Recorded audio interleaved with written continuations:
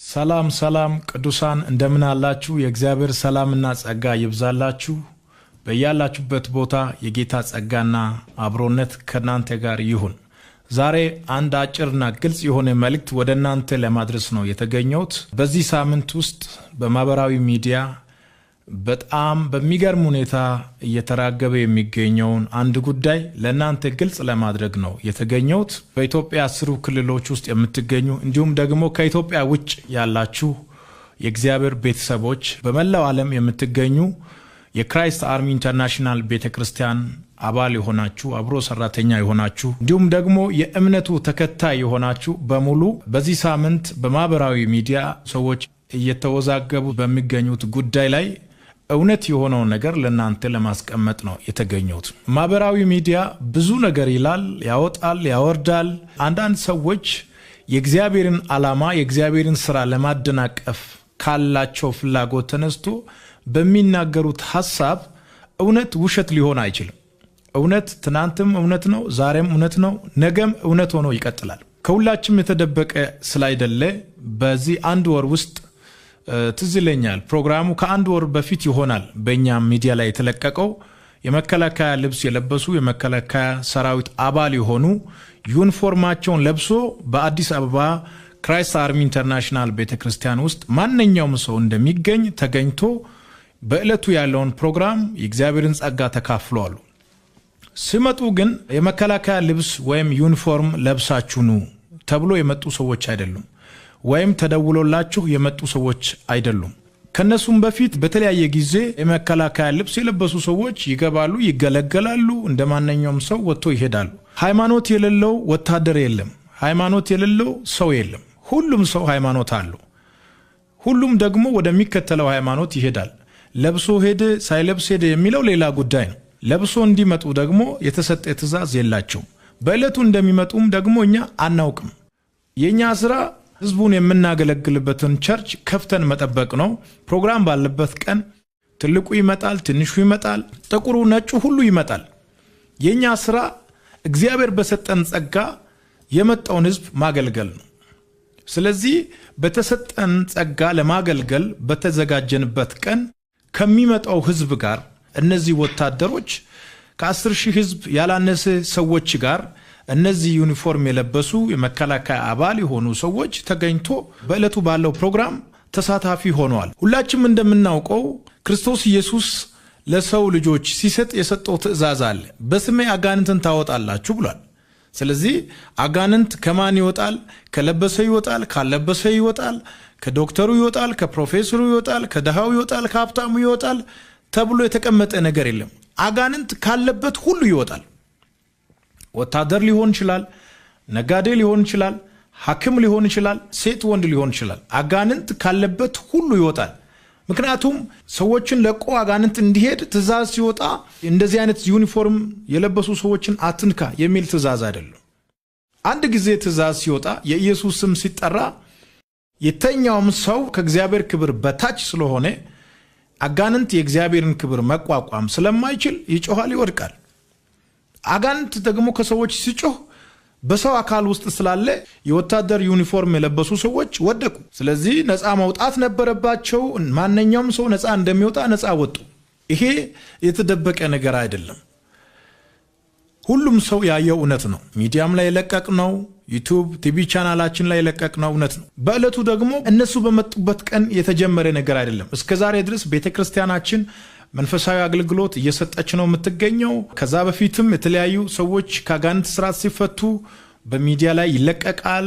ሰዎች ይጽናናሉ፣ የሰዎችን ነፃ መውጣት እያዩ ይደሰታሉ። በዛውም ልክ ደግሞ የሚበሳጩ ሰዎች አሉ። የሚበሳጭ መናፍስት አለ። የጠላት ደጋፊ የሆኑ ሰዎች አሉ። የእነሱ ጉዳይ እኛን ትኩረት አይስብም። እኛ ስራችን ነው እየሰራን ያለ ነው።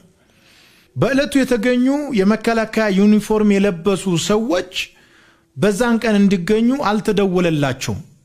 እኔም ደግሞ አገልግሎት የሰጠሁት መከላከያ ያለበት ካምፕ ሄጄ አይደለም።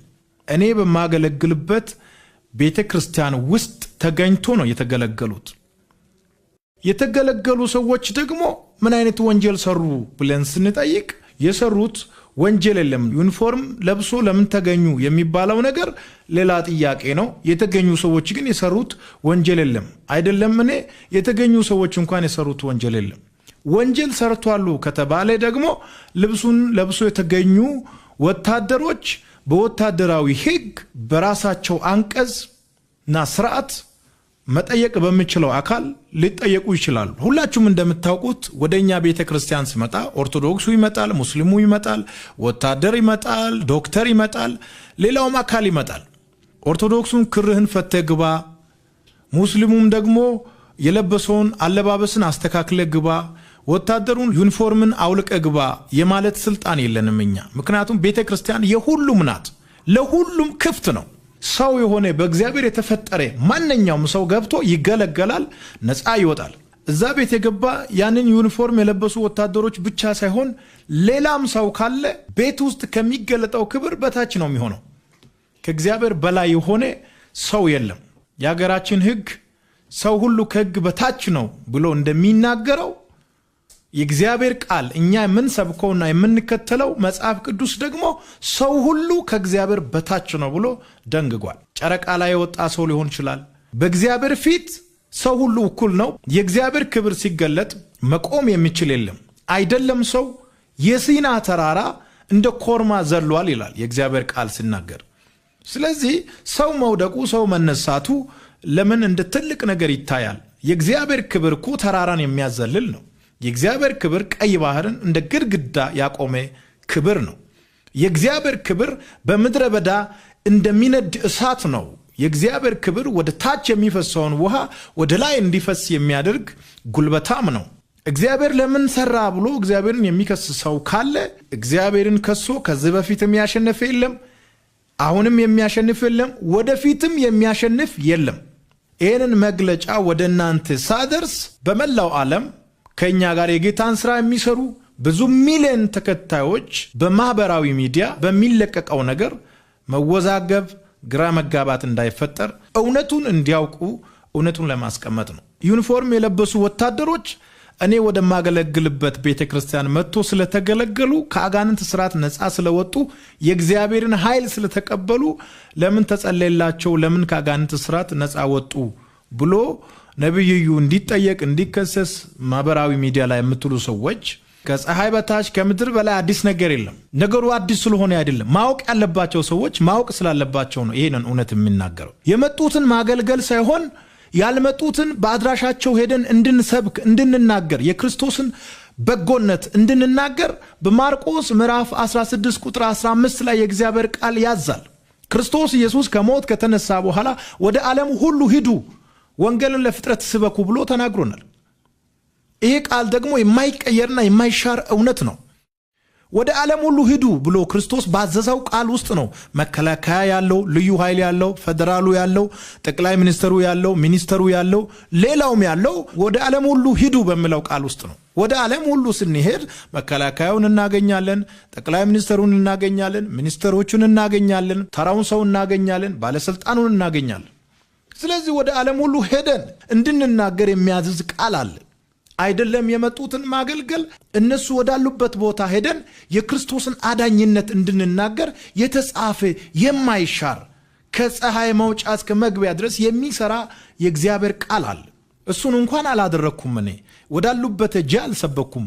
ወዳለሁበት ለመጡት ወደ ማገለግልበት ለመጡት ጸለኩት። ሲጸልይ ደግሞ እነሱን ፈልጌ ጉባኤ ውስጥ አይደለም የጸለኩት። ሲጸለይ የእግዚአብሔር ኃይል ሲመጣ የክርስቶስ ስም ሲጠራ አጋንንት ጮሆ ወደቀ። እንግዲህ አጋንንት ከለበሰው ጩህ ካለበሰው ጩህ የሚል ትእዛዝ አይሰጥም። አጋንንት ካለበት ሁሉ ይጮሃል። በዕለቱ አጋንንት ጮሆ ወጣ። ለዛውም በዕለቱ ከተገኙ ወታደሮች ግማሹ የፕሮቴስታንት ሃይማኖት ተከታይ ነው፣ አብዛኛው ፓርት ደግሞ የኦርቶዶክስ እምነት ተከታዮች ናቸው። በዛ ጉባኤ አይተዋል። እነሱ ራሳቸው በአፋቸው ተናግረዋል። ከአጋንንት ስርዓት ነፃ መውጣት ብቻ ሳይሆን የዘላለም ሕይወት ሰጪ የሆነው ኢየሱስ ጌታ እንደሆነ በልባቸው አምኖ በአፋቸው መስክሮ ከዘላለም ሞት ድኖ ነው የሄዱት። ይሄ ደግሞ ትልቅ ክብር ነው። አንድ ወታደር መንግስትን ከአጋንንት ጋር ሆኖ ከማገልገልና ከአጋንንት ስርዓት ነፃ ወጥቶ ከማገልገል የቱ ይሻላል ብለን ብንጠይቅ ይሄንን ሰው በመንፈስ ሆኖ መገለጥ ጠይቆ ሳይሆን ሎጂካሊ ማንም ሰው ይሄን መመለስ ይችላል። ስለዚህ በእለቱ ከአጋንንት ስርዓት ነፃ የወጡ ወታደሮች፣ በእለቱ የእግዚአብሔርን ኃይል የተቀበሉ ወታደሮች እኛ ጋር መጥቶ የሰሩት ወንጀልም የለም አለ ከተባለ ግን ተቋሙ ባስቀመጠው አቅጣጫ ሊጠየቁ ይችላሉ። ነብይ እዩ ደግሞ ይከሰሳል የሚባለው ጉዳይ ለአንዳንድ ሰው የተለየ ሕግ ካለ ሊሆን ይችላል። የተለየ ሕግ ከሌለ ግን የሚያስከስስ አይደለም። በምንም አይነት አግባብ ሊያስጠይቅ የሚችል እውነት የለም። እውነቱ ይሄ ነው። ወታደሮችን ፕሮግራም ቆርጠን በሚዲያ ላይ የለቀቅንበት ምንም ምክንያት የለም። የሰው ሁሉ ይለቀቃል። ቀረጻ እንዳለ የተቀረጸ ፕሮግራም በቴሌቪዥን ላይ እንደሚለቀቅ እነሱም ያውቃሉ፣ ሌሎችም ያውቃሉ። ስለዚህ አንድ ሰው እገኛለሁ እዛ ፕሮግራም ላይ ሲል መብቱ ነው።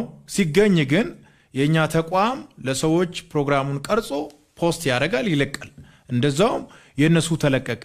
ሰዎች የእግዚአብሔርን ክብር ሲቀበሉ ይወድቃሉ። አንዳንድ ጊዜ ከሰዎች ደግሞ መናፍስት ይወድቃል። ይሄ ሁሉ የሚሆነው የክርስቶስ ስም ሲጠራ ነው። የእግዚአብሔር ስም በሚጠራበት ቦታ ላይ ትልቅ ሆኖ መቆም የሚችል ሰው የለም። ሰሞኑ ይህንን ጉዳይ እንደ አዲስ አድርጎ አየር ላይ እንዲውል በማድረግ ሰዎችን ለማወዛገብ ግራ ለማጋባት የሚያራግቡ ሰዎች ከነቢይ እዩ ጋር ሳይሆን ጥላቸው ከዚህ እምነት ጋር ነው ያለው። ይሄ ጉዳይ እያሳየ ያለው አብዛኞቹ ይሄንን ጉዳይ የሚያራግቡ ሰዎች የሌላ እምነት ተከታዮች ናቸው። በዚህ እምነት ላይ ተጽዕኖ ለማሳደር የፈለጉ ሰዎች ናቸው። ይሄ እምነት ደግሞ ከባድ ተጽዕኖ አልፎ የመጣ እምነት ነው። እንዲሁ ዝም ብሎ ፌስቡክ እና ዩቲዩብ ስላወራ ጸጥ ረጭ የሚል እምነት አይደለም። ገና እሳቱ እየጨመረ ክብሩ እየጨመረ ይሄዳል። የገሃነም ደጅ እንኳን እንደማያስቆመኝ አምናለሁ። ሚዲያ ላይ የምታወሩ ሰዎች ነብይ እዩ ይቆማል ብላችሁ አስባችሁ ከሆነ ተሳስታችኋል። ነብይ እዩን አይደለም ዩቲዩብ አይደለም ፌስቡክ የገሃነም ደጅ እንኳን አያስቆመው። ነብይ እዩ ሹመቱ፣ ጥሪው፣ ጸጋው የተሰጠው ከሰማይ ነው። አሁንም እናገለግላለን፣ ወደፊትም እናገለግላለን። ክርስቶስ እስከሚመጣ ድረስ እናገለግላለን። ነብይ እዩ ብቻ አይደለም አገልጋይ፣ ገና ሌሎች ይነሳሉ፣ ያገለግላሉ፣ ይቀጥላሉ። የሚያስፈራ ነገር ደግሞ የለም። ከፀሐይ በታች ከምድር በላይ አዲስ ነገር የለም። ሁሉ የተለመደ ነው። ክርስቶስ ወደ ምድር ከመጣበት ጊዜ ጀምሮ ክርስቶስን የሚያገለግሉ ሰዎች ይከሰሳሉ፣ ይጠየቃሉ፣ ያሸንፋሉ። ይከሰሳሉ፣ ይጠየቃሉ፣ ያሸንፋሉ። አለቀ። ደግሞ በምናገለግልበት ዘመን ልዩነት ፈጥሮ ማለፍ አስፈላጊ ነው። አመሳስለን አናልፍም። ትክክለኛ እኛ የምናገለግለው ክርስቶስ ከሆነ የማባበል ንግግር የለም። ጳውሎስ እንደዚህ ያለ ኃይልንና መንፈስን በመግለጥ እንጂ በሚያባብል ቃል ወደ እናንተ አልመጣሁም አለ። ለምንድን ነው የምናባብለው? እኛ የምናገለግለው ክርስቶስ መንፈስም ኃይልም ነው። ስለዚህ ኃይልና መንፈስን በመግለጥ አገለግላሉ። በሚያባብል ቋንቋ የሚያገለግሉ ማገልገል ይችላሉ። እኔ ግን አላባብልም፣ በሚያባብል ቋንቋም አልናገርም። ኃይልን መግለጥ ፈልጋለሁ፣ መንፈስን መግለጥ ፈልጋለሁ። ገና እኮ አልተገለጠም። እኛ ጋር የመጡ 5 ወይም 8 መከላከያ ዩኒፎርም የለበሱ ሰዎች ወደቁ ብሎ ሰው ይህንን የሚያክል ማህበራዊ ሚዲያ የሚያጨናንቅ ከሆነ ገና ሰማይና ምድርን የሚያንቀጠቅጥ የእግዚአብሔር ኃይል ይመጣል። ያኔ ሰው ሁሉ ከእግዚአብሔር ኃይል በታች ነው የሚሆነው። አሁን የሚቃወሙ ሰዎች ምላስ ሁሉ የኢየሱስን ጌትነት የሚናገርበት ጊዜ ቅርብ ነው። ከእግዚአብሔር ጋር መጋፈጥ መልካም አይደለም። ይህንን መናገር የቻልኩበት ምክንያት በአገር ውስጥም ከአገር ውጭም ያሉ የእግዚአብሔር ሰዎች የክራይስት አርሚ ኢንተርናሽናል ቤተክርስቲያን አብሮ ሰራተኞች አባል የሆኑት የእግዚአብሔርን እውነት እንዲያውቁ ደግሞ እንዳይፈሩ እንዳይደነግጡ ለመናገር ፈልጌ ነው። እግዚአብሔር አሸናፊ ነው። መጽሐፍ ቅዱስ ዘጸአት ላይ እንደዚህ ይላል፣ እግዚአብሔር ተዋጊ ነው ስሙም እግዚአብሔር ነው ይላል። ይህንን ስም መቀየር የሚችል ሰው የለም። እግዚአብሔር ተዋጊ ነው ስሙም እግዚአብሔር ነው። በመላው ዓለም የምትገኙ በአገር ውስጥም ከአገር ውጭም ሆናችሁ ይህንን ፕሮግራም የምትከታተሉ መልእክቴን የምትሰሙ ምንም አይነት የሚያስደነግጥ ነገር የለም። ምንም አይነት አዲስ ነገር የለም። እግዚአብሔር ተዋጊ ነው ስሙም እግዚአብሔር ነው። ገና ከዚህ በላይ ኃይል ይገለጣል። እኛ ስለ ሌሎች መናገር ብንፈልግ ብዙ ነገር አለ፣ ግን መናገር አንፈልግም። የሰዎችን ሃይማኖት ብዙ መናገር መተቸት አስፈላጊ ነው ብዬ ስለማላምን ብዙ መናገር አልፈልግም። ግን ማአት ቆሻሻ ያለበት ቦታ ላይ ሆኖ አንዳንዶች ሲናገሩ ይገርመኛል። የሚያስጠይቅ ነገር አለ ብላችሁ ለምን አይጠየቅም የምትሉ ሰዎች የሚያስጠይቅ ነገር የለም። እውነቱ ይሄ ነው። ለምን አይጠየቅም የምትል ሰውዬው አንተ ብትመጣም አገለግላለሁ። የመጣ ሁሉ ይገለገላል። ወደፊትም ቤተክርስቲያናችን በሩን ከፍታ የሚመጣውን ሁሉ ለማገልገል ሬዲ ናት። አንዳንድ ሰዎች ሚዲያ ላይ ወጣችሁ እንደ መንግስት ተቃዋሚ አድርጋችሁ የምትናገሩ ሰዎች እኔ የመንግስት ተቃዋሚ አይደለሁም። እኔ የእግዚአብሔር መንግስት አገልጋይ ነኝ። አጭር ቃል። የተወሰነ ዘመን አንገት ለማስደፋት ሞክራችኋል። አሁን ግን አንገት ለማስደፋት የምትሞክሩት ሙከራ ይከሽፋል እንጂ አይሳካላችሁ። ማንም አንገት የሚደፋ የለም።